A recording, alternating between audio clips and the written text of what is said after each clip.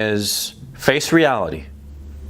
And if that reality, whatsoever that reality may be, no matter how ugly, if it creates in you a strong emotional reaction, examine that reaction. Understand that reaction. Because if you understand that reaction, you will understand yourself better.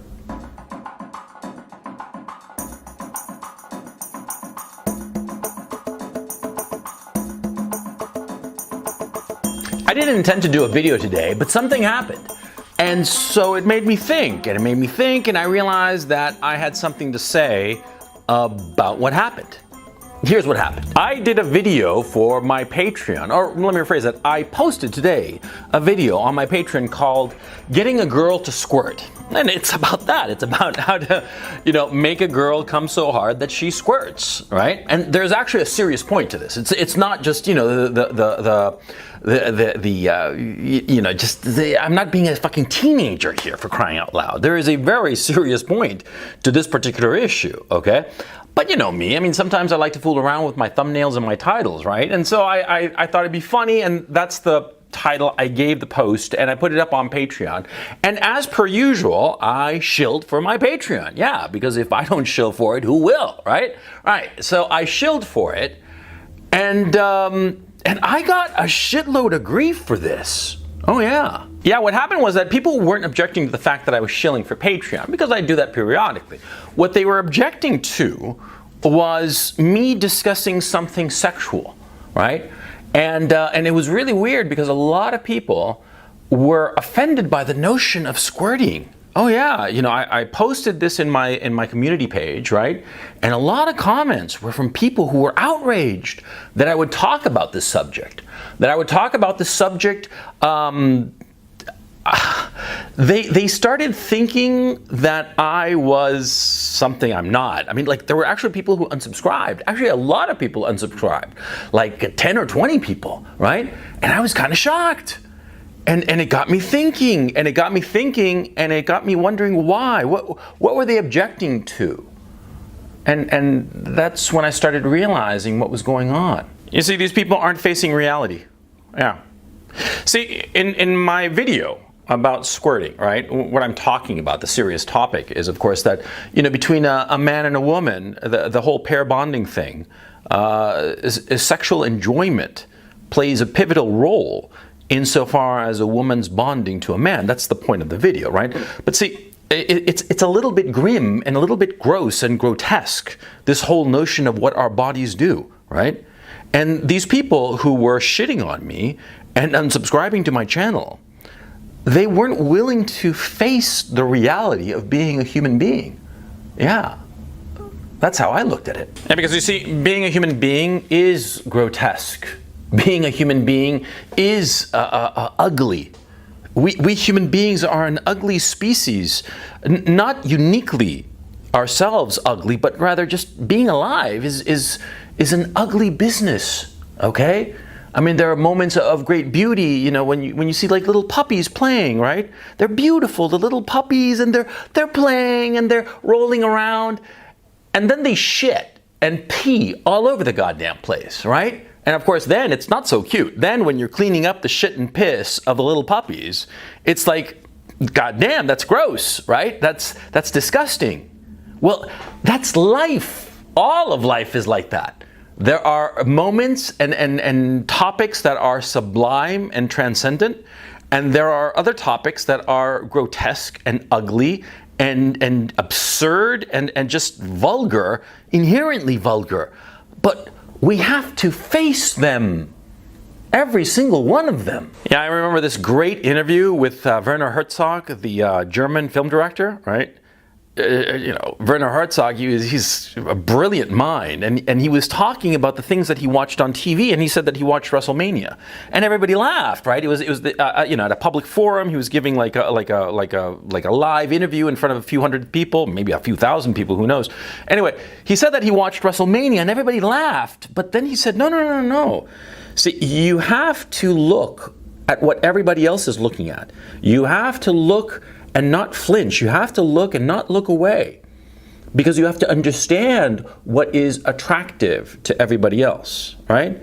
And this is a profound point of Werner Herzog's, but by the same token, I would say you have to look at those things that are most ugly in life. Not just your own life, although you must look at the ugly things of your own life, but in life in general. Because life is not, cute little puppies playing all the time. No, life, more often than not, is an ugly affair, right? And what's interesting, or I don't know how to put it, but what's remarkable, I suppose is the best way to say it, is that, see, the most interesting parts of life are often as not the ugliest, the most vulgar, the most grotesque, the most disgusting. And it's precisely those things that you have to look at really carefully, and you have to face them and not look away, not turn your eyes in disgust and say, oh, I don't want to see that, I don't want to talk about it, I don't want to hear it, my ears are too delicate, my eyes will burn if I look at such a thing. No, you can't be that way. You have to face reality. Now, these people who were giving me grief about my video about squirting, right? I mean, I don't have anything against them. I don't know them. And they want to shit on me for talking about that, fine. If they are women who are shitting on me because they don't like the topic, because they're embarrassed about it, fine. But, don't give me grief about your embarrassment. And if they are men who feel squeamish about this particular topic, and therefore, since they feel squeamish about it, since they feel that they can't get a girl to squirt, right, to come so hard that she does squirt, that they have to shit on me out of a sense of sour grapes, out of a sense of resentment or envy. No, again, it's not my problem, it's their problem. I'm sorry to say, it is. It's you. It's your problem if you want to avert your eyes. See, a thing that's going on in our current culture, right? And these times that we're living in. We're so fucking comfortable. We're so comfortable.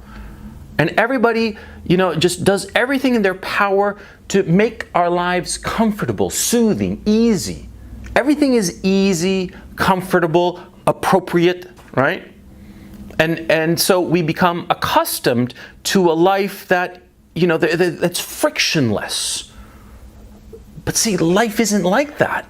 See? And especially when times get tough, when it's not just a little bit of friction, when the road is potholed like all get out, right? Well, that's when you have to have the resilience, to face that potholed road. You see what I'm saying? Life is not all frictionless, but we've gotten accustomed to it. We've gotten accustomed to it, and so now, whenever anybody says anything that, sort of like makes us feel a little bit of friction, a little bit uncomfortable, right? We freak out. We look away. We turn our eyes away from reality. We stick our heads in the sand, as opposed to turning to the light, turning to reality, facing that reality that's coming at us. Because if we don't face that reality, however ugly it might be, however it might make us feel squeamish or uncomfortable or just, a little bit nauseous and sick, right? If we don't face that reality will kill us. Absolutely. Do you know why ostriches stick their heads in the sand? It's famous, of course, right? Ostriches, they stick their heads in the sand, and everybody thinks it's a metaphor for their unwillingness to face reality. But actually, it's quite different. The reasons ostriches stick their heads in the sand is that, first of all, they don't put their heads in the sand. They lower their heads and their whole bodies down onto the ground, and they put their heads flat to the earth, but facing in the direction of the threat. And the reason they do this is because from afar, they look like a bush. Yeah, that's why they do it. It's a natural defense mechanism. They are not looking away from the danger. Oh no, they're facing it. They're just hiding from it in a very clever way, right?